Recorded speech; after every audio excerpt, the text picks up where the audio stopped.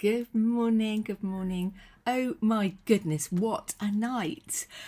Those of you who've been to my home know we live halfway up a hill in quite an exposed location, and a bit windy, wasn't it? I've forgotten what the name of the storm is, but I think there's more to come. And I didn't sleep great, and never mind. It did inspire me to think about what was on my mind this morning, because it has been around the storm. Two things came to mind, and I know that I've done a little 5 minutes about these once before, but the emphasis might have been slightly different. It was a long time ago. So two things came to mind. The first was that the end verse of the hymn, Dear Lord and Father of Mankind. So I've got it in front of me here. So it's a lovely hymn, isn't it? And that last verse, you ready? Breathe through the heats of our desire thy coolness and thy balm. Let sense be dumb, let flesh retire. Speak through the earthquake, wind and fire. O still small voice of calm. O still small voice of calm. And I was thinking, oh yes, God's not in these big noisy moments. He might come through them, and he's in it. We need to listen for the quiet voice of God. And I've put up with all that weather last night. The other passage, it was a passage of the Bible that came to mind, is in 1 Kings. And I'd like to read that to you. We don't often dig into the Old Testament stories. But this is about Elijah meeting God in 1 Kings, and how that happened. And well, I'll just read it and then I'll tell you what I was thinking about, and then we'll go and have a cup of coffee. Okay, here we go.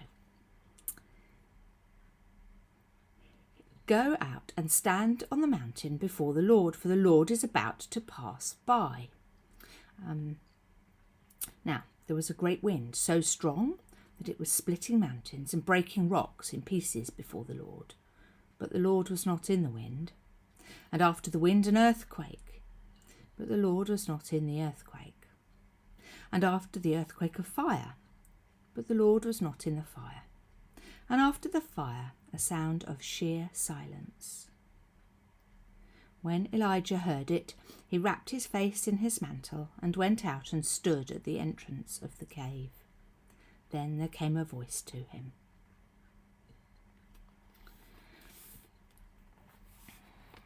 I wonder if it's where the inspiration for the verse in the hymn came from.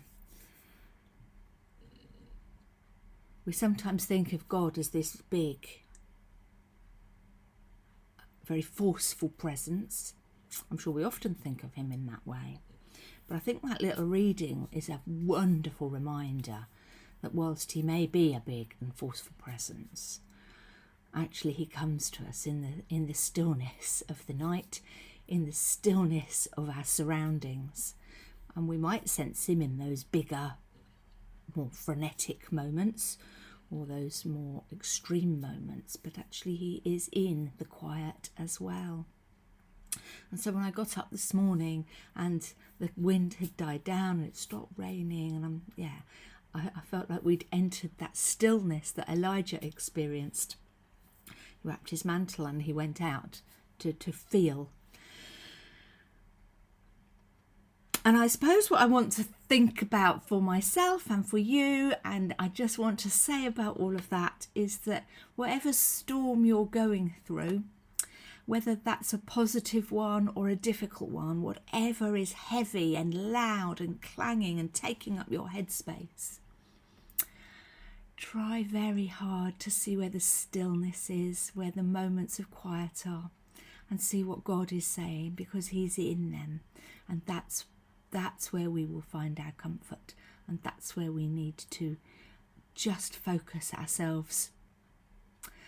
That's not to say we shouldn't be concentrating on the big stuff as well, but we need to make time for those moments of stillness where we can check in with God and hear his voice and know that he is with us, because sometimes that's really hard to do in the middle of the big stuff, isn't it? I hope I've explained that clearly. my mind is not working at its best due to a lack of sleep, but I think you see where I'm going, and so I do hope you'll find some stillness and some quiet today. There won't be just 5 minutes next week. I'm going to take a few days off.